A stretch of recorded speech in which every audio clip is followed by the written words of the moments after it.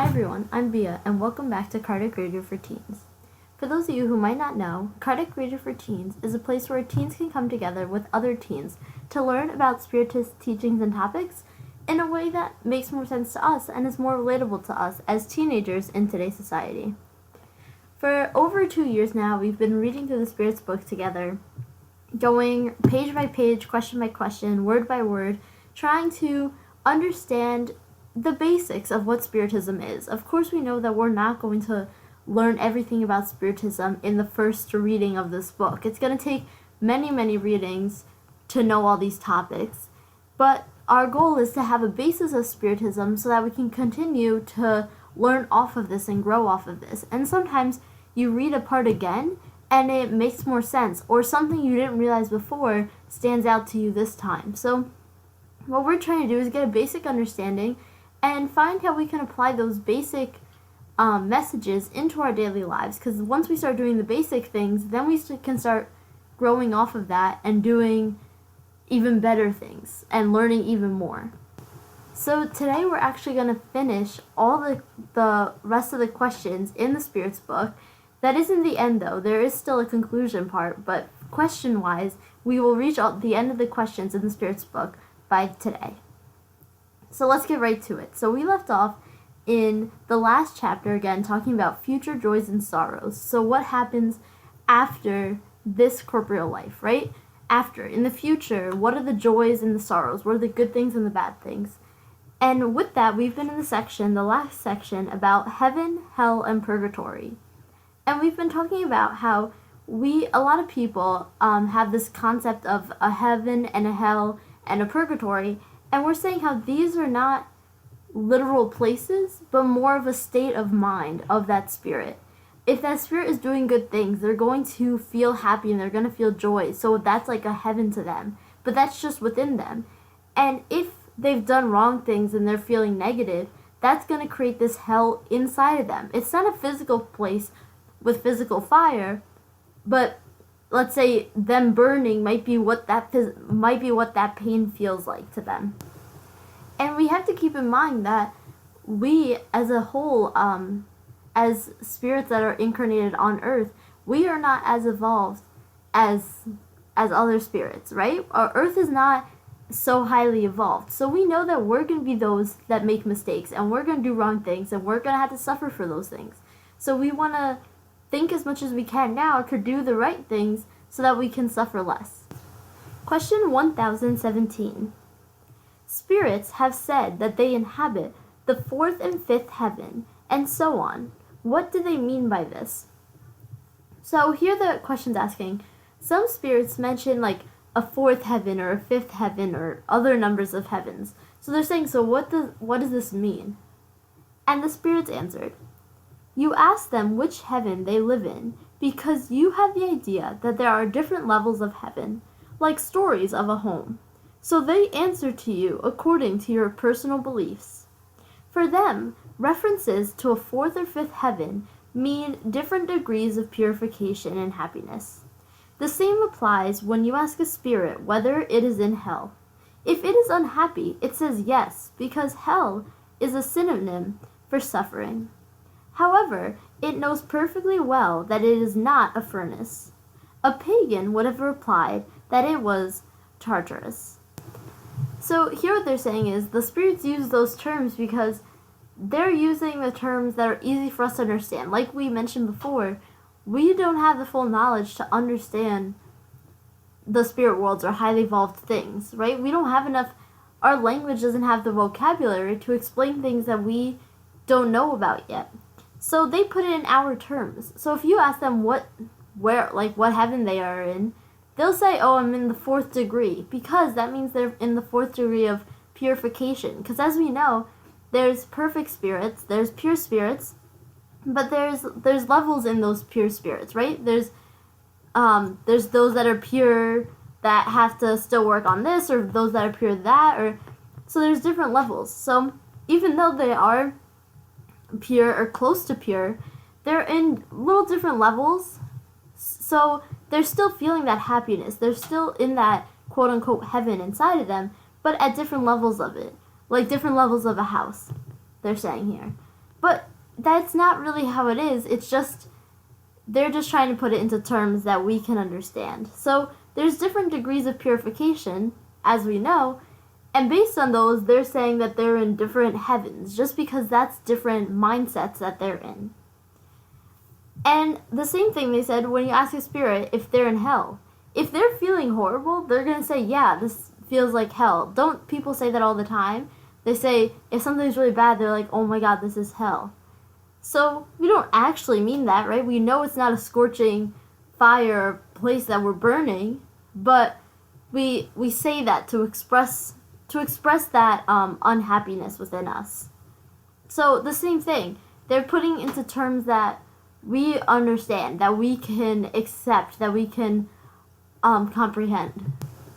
And then Allan Kardec puts his own comment in, and he says, the same may be said for other similar expressions, such as the city of flowers, the city of the elect, the first, second, or third sphere, and so on, which are only allegories used by some spirits figuratively, whether out of ignorance about the nature of reality, or simply because they lack any knowledge of even the most elementary principles of science. So here they're saying, again, we can't expect all spirits to be at that level of purification, right? So sometimes they may say expressions that are figurative, right? They're not meant to be taken literally. So they're just a figurative expression, maybe because they're trying to make it easy for us to understand, or maybe because they just don't know enough yet to fully be able to describe it. And then he continues, according to the restricted idea of specific location for rewards and punishments, and the common belief that Earth was the center of the universe, that the sky formulated a vault, and that there were regions of stars, people placed heaven above and hell down below. This resulted in the expression such as ascend to heaven, to be in the highest heaven, and to be cast down into hell, and so on. Astronomy has mapped out Earth's history and described its formation. Today, science has demonstrated that the Earth is one of the smallest worlds in space and has no special significance, that space is infinite, and that there is neither up nor down in the universe. As a result, it has become necessary to stop placing heaven above the clouds and hell in the depths of the earth. There was never a specific space assigned to purgatory. Spiritism provides the most rational, impressive, and consoling explanation about all these three subjects to human beings. It shows us that heaven and hell exist in ourselves. In a similar vein, we find purgatory in the state of incarnation in our successive corporeal or physical lives. So, here they're saying is, at the time, before in our history, people thought Earth was the center of the universe, right? Instead of, like, the sun was the center of our solar system, they just thought the Earth was the center of the universe. So when they had these concepts of heaven and hell, they were like, okay, so heaven is above and hell is below. So that's where we got that from. But now we know, science has shown that there is so much more to the universe, and Earth is just a little tiny, like, speck in the universe, right? So we can't say, oh, anything above Earth is heaven and anything below, because Earth is not that significant to be determining all that. So that's where we looked and see that heaven and hell, they're not a specific place. It's not above or below the universe, because that doesn't exist, we've seen. But it's something within you. It's a state of your mind, as if you're in heaven or hell, if you're in this happiness or unhappiness. And the state of purgatory is similar to when we're learning, right? When we're going through trials in our corporeal lives, when we reincarnate and go through these trials and tests and expiations and try and fix it. So that's where the purgatory is. So these are more concepts that exist within us, depending on how we're feeling and how we are doing, not physical locations. Question 1018. How should we interpret Christ's words? My kingdom is not of this world. So Jesus once said that my kingdom is not of this world, because they called him like the king. So he says, my kingdom, it's not of this world. So what what does that mean then? Right? His kingdom is not earth. So what is his kingdom? And the spirits answered, when he replied in such a manner, Christ was speaking figuratively. He meant to say that he only reigned over pure and unselfish hearts. He is wherever the love of goodness reigns, but those who are greedy for or attached to things of this world are not with him. So, what he meant by that was figuratively. He meant that he reigns those people that are pure, that are unselfish. He reigns where there's love and goodness. If you're going to be attached to material things and mean, then that's not of his world. That's not of his vibration, of his level, is what he meant by that. Question 1019. Will goodness ever reign on earth? So we know, again, we just talked about this, how earth is not one of the most evolved, right? We're far from it. And so we know that just by seeing what goes on around us, we know that we're not highly evolved spirits, right? So here the question is asking, will goodness ever reign the earth? Will we ever get to that point? And the spirits answered, goodness will reign on earth when among the spirits who come to live here, the good outnumber the bad ones. They will usher in a reign of love and justice, which is the source of goodness and happiness. Through moral progress and adhering to God's laws, humanity will attract good spirits to earth and will keep the bad ones away. However, the latter will not definitely leave earth until its people are completely free of pride and selfishness. So what they're saying here is that eventually, not soon, but eventually in a long time, goodness will reign the earth. It's when there's more good spirits than bad spirits, or more than imperfect spirits. When there's more good spirits, that is when the goodness will reign. But there's never going to be complete goodness until everyone is free of pride and selfishness, which are very hard tasks to do. So until everyone's free of pride and selfishness, it's not going to be completely good. But once we start getting more good than bad, then the good will prevail, right? Because right now we have more bad than good. So it's hard for the good to prevail if they're outnumbered. So it's important for us to work on ourselves. We don't have to go around changing other people, but work on ourselves so that we become those good people, so that the good people can gain in numbers and become that majority. And as we keep evolving, we will attract better spirits to come with us, and eventually we'll become that majority, and then we can help those bad spirits to learn to be good, to change to be good, and eventually Earth will be at that state of goodness. So all we can do is not think, oh, I'm going to change everyone to be good right now, but just change yourself, work on that, and then we can spread that to others. And then the spirits answered, the transformation of humanity was predicted, and you are now approaching the time when it is destined to take place. Progress will happen when higher spirits incarnate and create new generations on earth. The wicked spirits who die each day and all who try to halt the advancement are excluded and forced to incarnate somewhere else other than earth. They would be out of place among the honorable members of the human race, whose happiness is impaired by their presence. They will go to new, less advanced worlds where they will carry out difficult missions. These missions will provide them with the means of advancing, while contributing to the advancement of their younger, less evolved brothers and sisters. In this exclusion, you do not see the true significance of the transcendent image of the Paradise Lost? Do you not also see in the appearance of human beings on earth under similar conditions and carrying the seeds of passions, as well as proof of their primitive inferiority within themselves, the real meaning of original sin? Consider, from this perspective, original sin consists of the imperfection of human nature. Therefore, each member of the human race is only responsible for their own imperfections and wrongdoings, and not for that of their ancestors.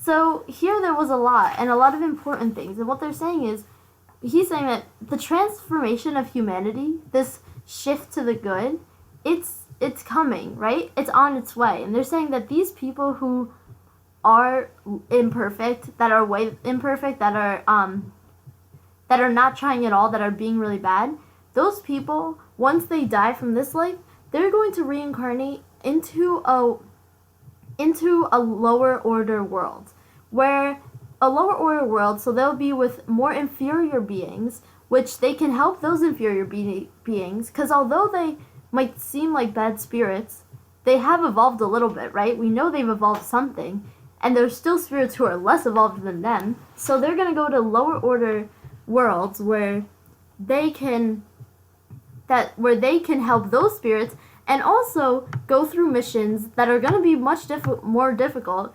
They can go through missions and try and better themselves, so that once they get better, they can reincarnate to new worlds that are better.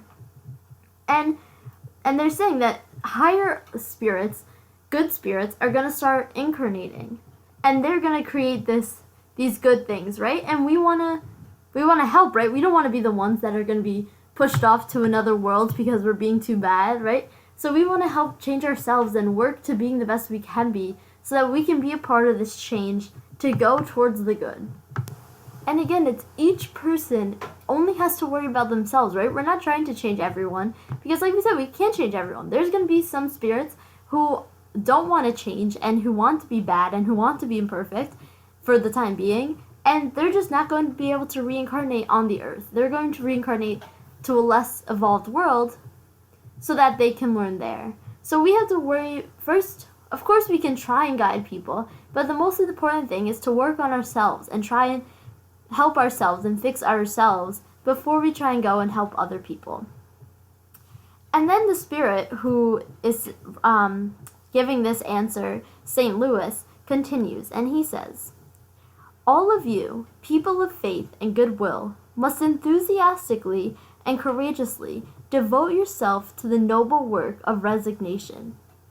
You will in turn reap 100-fold for every seed you sow. Woe to those who close their eyes against the light, because they will be sentenced themselves to centuries of darkness and sorrow. Woe to those who focus their happiness on the things of this world, because they will suffer hardship that far exceeds their present joys. And above all, woe to the selfish, because they will find no one to help them bear the burdens of their misery." So here they're saying, have faith and have goodwill and be enthusiastic and courageous, right? And do good work. Devote yourself to doing good work.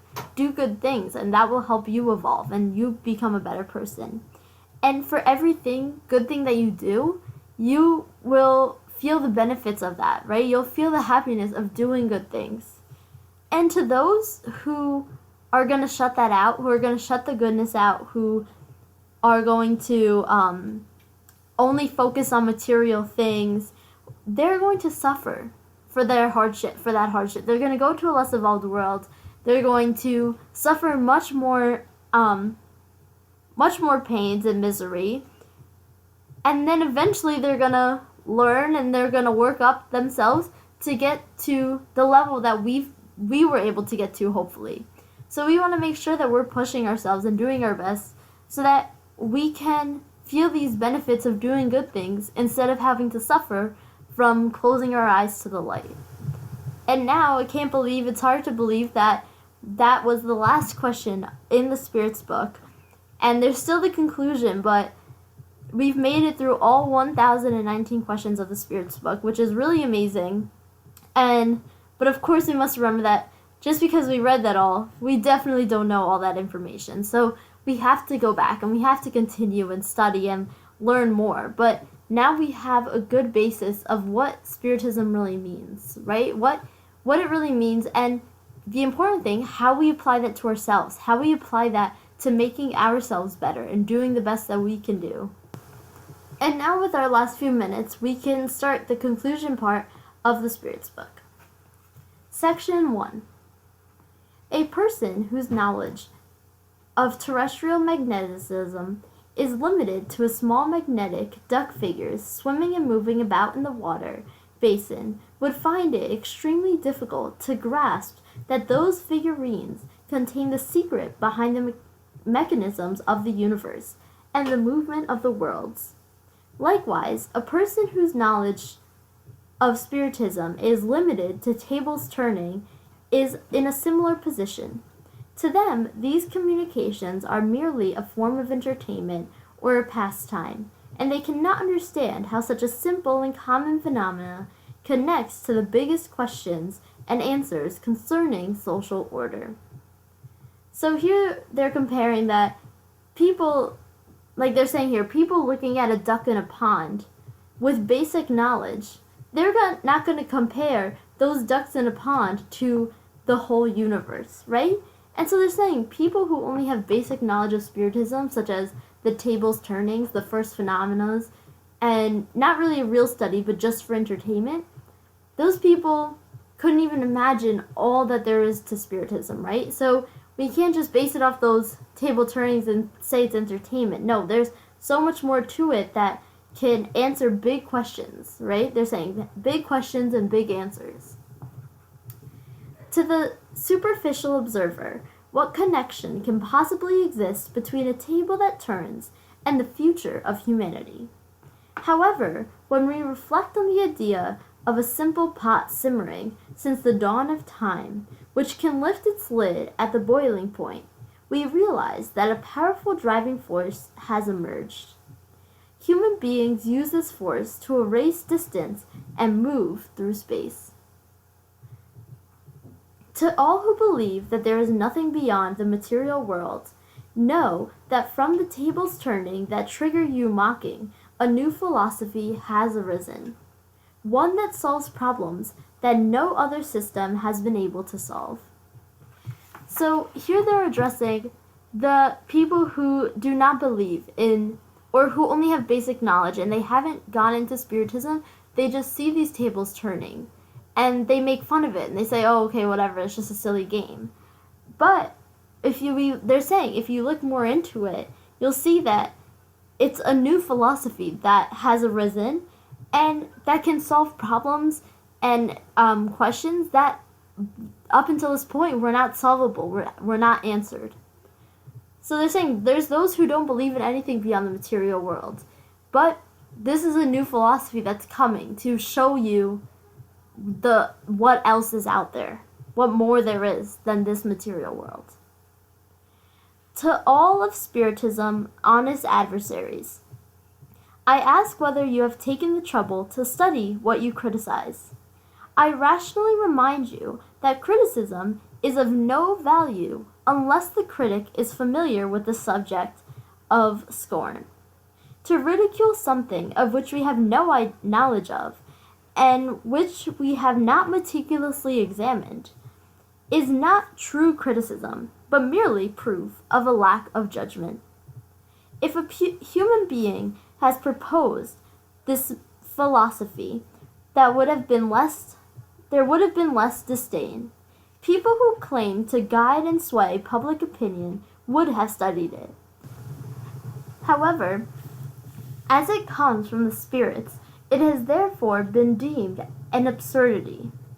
As such, it has barely merited a single glance, deserving of no more than the judgment of the monkey in the fable who judged a nut by its shell. Forget its origin and assume that this book is solely the work of a human being. Then, after carefully reading it, honestly ask yourself if you find anything that warrants ridicule. So here they're saying, to all the people who go against Spiritism, they're saying that your criticism, and any criticism, is invalid unless you study something, right? If you want to criticize something, you can't just say, oh, because in my opinion. You can't say, oh, that color is ugly. That's just your opinion, right? But you need to maybe study what everyone's opinion is on that color. And maybe that's just your opinion that's wrong, right? Not what everyone thinks. So they're saying when people say that when people are judging Spiritism and saying stuff about it and criticizing it, if you're going to criticize it, then carefully examine it. And the same thing with Spiritists and other religions. We can't criticize any other religion or anything at all unless you carefully analyze it. And usually, once you carefully analyze it, you'll realize that there's nothing to criticize, right? That there's not that much there to criticize, just your personal beliefs coming in the way, or just what people say, what public's opinions are. So they're saying, carefully read this, and they're saying, if Spiritism was made by a human, then people would have accepted it more. People would have looked into it more. But since you put in the word spirits, people get a little skeptical. So they're saying, read this book as if it's just human beings, and then see what there is to criticize, right? So they're saying, learn this first before you criticize it and try to comprehend. So this is an important message, not just for this book, but for us to go into everything with an open mind, right? Don't criticize something before you've even started or before you've even learned about it. Like, don't judge a book by its cover, right? We can't judge something just by the cover of it, right? Just by what it looks like on the outside. We need to analyze it so that we can have our own opinion of it. So that's where we'll leave off today. And before we leave off, I'd like to read our message from the Daily Book of Positive Quotations by Linda Picone for today's date, January 22nd. The Miracle of Life. The miracle is not to fly in the air or to walk on the water, but to walk on the earth.